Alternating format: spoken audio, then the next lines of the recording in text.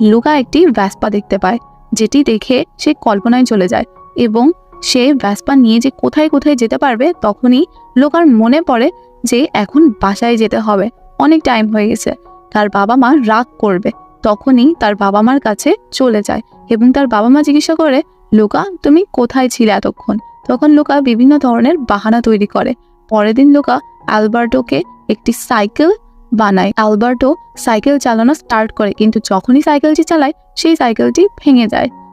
কিন্তু তারা খুবই আনন্দিত হয় এই সময়টা অতিবাহিত করে। এভাবে সময় যেতে যেতে একদিন লুকার বাবা মা দেখতে পায় লুকা তাদের সাথে মিথ্যা বলছে। লুকা পানির তলায় না, পানির উপরেই থাকে এবং বেশিরভাগ সময় পানির উপরেই টাইম কাটায়। অ্যালবার্টোর সাথে থাকতে থাকতে লুকাও বাইকের প্রতি এমন নেশা হয়, সারাক্ষণ ওই নিয়েই ভাবতে থাকে। লুকার ইচ্ছা ছিল একটি তৈরি করবে ভ্যাসপা এবং সেটা দিয়েই দুনিয়া ঘুরবে।